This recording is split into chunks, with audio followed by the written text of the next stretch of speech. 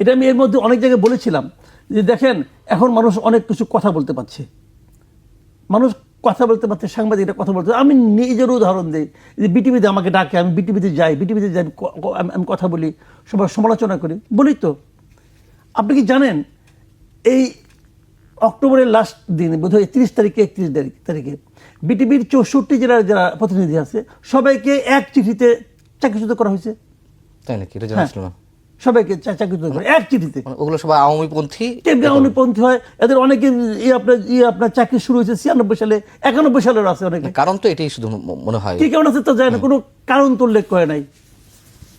বিটিভির একটা চাকরি যদি আপনি চ্যুতি করতে চান সরকারি নিয়ম অনুযায়ী, তার কিন্তু নিয়ম আছে, শোকজ করতে হবে, হ্যান করতে হবে, ত্যান করতে, অনেক কিছু নিয়ম তো আছে। সরকারি চাকরি তো এটা, সরকারি চাকরি। এক চিঠিতে, সেই চিঠি পরে আবার হোয়াটসঅ্যাপে সবাইকে দিয়ে দিচ্ছে যে তোমার চাকরি শেষ। এবং খালি শেষই না, শেষ করে এর মধ্যে তারা নতুনভাবে নেওয়া হবে এই মর্মে বিজ্ঞাপনও দিয়ে দিছে। কেন কেন? এটা কি ওই যে 65 জেলার যে সাংবাদিক যারা আছে এরা সবাইকে মানে আওয়ামী লীগের আমলের? নো, আওয়ামী লীগ আমলের। আচ্ছা ধরলাম সবাই আওয়ামী লীগ আমলে হওয়াটা অপরাধ, আমি ধরে নিচ্ছি এটা অপরাধ, তাদের বাদ দেবেন আপনি। তো এখন যে আপনি 65 জেলায় নতুন আমলে এই আমলে জয়েন করলেন, নতুন যখন একটা পলিটিক্যাল গভর্নমেন্ট আসবে সে যদি সব বাদ দিয়ে দেয়, বাদ দিতেই পারে।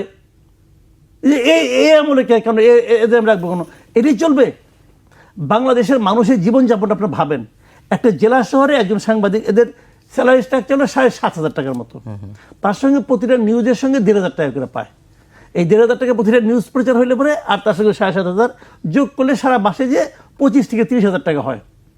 জেলা পর্যায়ে মোটামুটি ভালো তাদের সংসার চলে, তারা তো জীবনযাপনের তো অভ্যস্ত হয়ে গেছে। আপনি একবারে 65টা জেলার লোককে একটা ফ্যামিলিকে আপনি এভাবে কোনো রকম প্রস্তুতি দেওয়া ছাড়াই আপনি করে দিলেন, এর নাম বিপ্লব?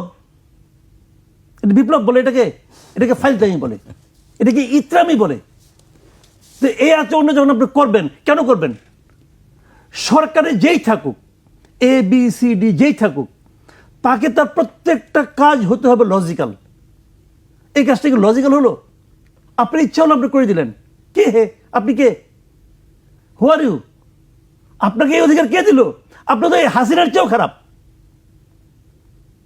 হাসিনার তো একটা ব্যাখ্যা দিত, ওই ব্যাখ্যা হাস্যকর ছিল, ওই ব্যাখ্যা শুনে আমরা রাগ করতাম, ক্রোধ করতাম, গালাগালি করতাম। আপনি তো কোনো ব্যাখ্যাও দিচ্ছেন না। তো এইগুলি ঠিক না, এই অন্যায়ের শাস্তি হবে। এই অন্যায়ের একদিন তাকে শিক্ষা নেয় না তো কেউ, ইতিহাস থেকে কেউ শিক্ষা নেয় না। আপনি মনে করেন এটা এমনি হয়ে যাবে? তো এইগুলি হচ্ছে। তার মধ্যে বসে আপনি বলতেছেন যে এই যে তোমাকে মাসুদ কামাল কথা বলতে দিচ্ছি, অতএব তুমি স্বীকার করো সাংবাদিকতা মুক্ত হয়ে গেছে।